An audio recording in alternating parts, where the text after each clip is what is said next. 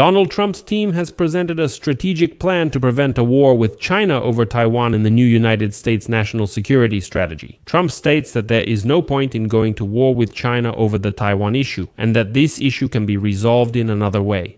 And if you thought that Trump decided to simply leave the region, you're mistaken. According to the new strategy, the United States will talk less about Taiwan publicly and will make a declarative statement that the United States does not support changing the status quo in the South China Sea at this time.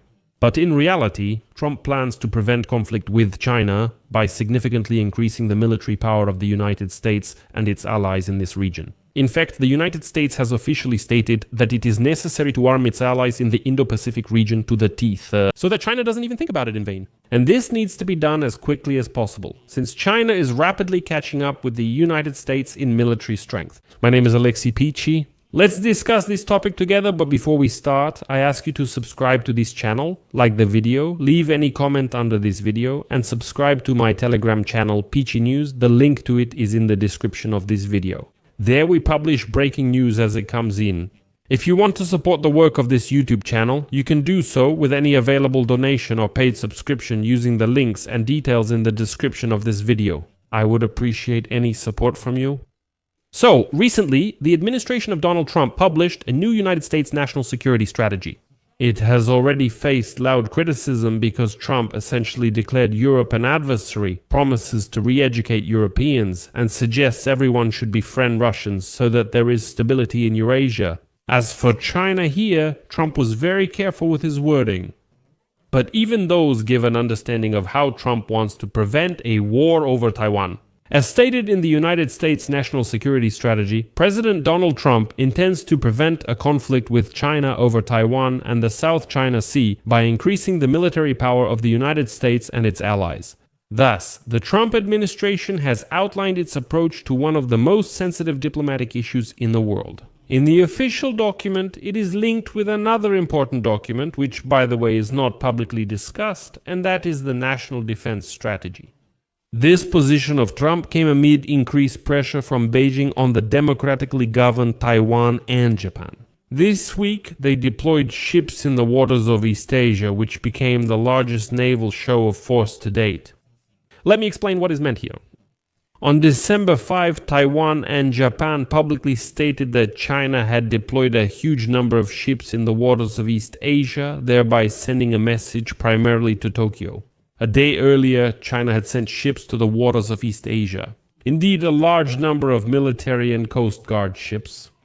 At one point, their numbers surpassed 100, so over 100 warships were in the region.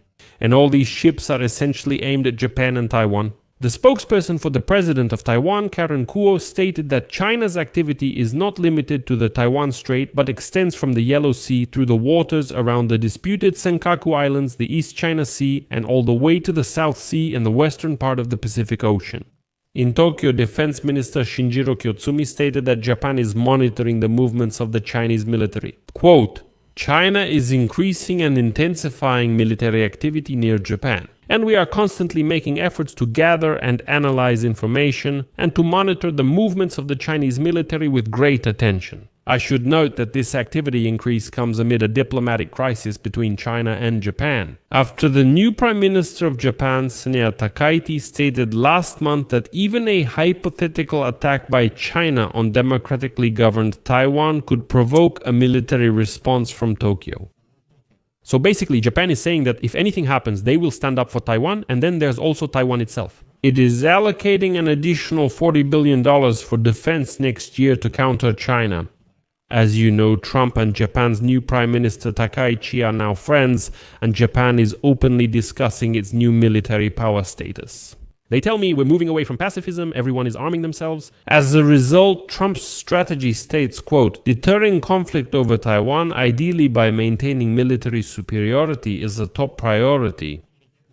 And I'll note here that China not only considers Taiwan its territory, it also has extensive regional claims, including almost the entire South China Sea, which are disputed by many of its smaller neighbors who are United States allies. The United States does not have official diplomatic relations with Taiwan, but Washington is the island's most important international sponsor and is legally required to provide Taiwan with means for self-defense. This issue has long irritated United States-China relations, but now Trump has said that we are maintaining the current status quo. Interestingly, in the updated United States National Security Strategy, Taiwan is mentioned 8 times, in 3 paragraphs, and it concludes with the following quote: Taiwan rightfully receives a lot of attention because of its strategic location in rich trade waters and its dominance in semiconductor manufacturing. We will build armed forces capable of repelling aggression anywhere, on the islands stretching from Japan to Southeast Asia. But the American armed forces cannot and should not do this alone, the strategy says.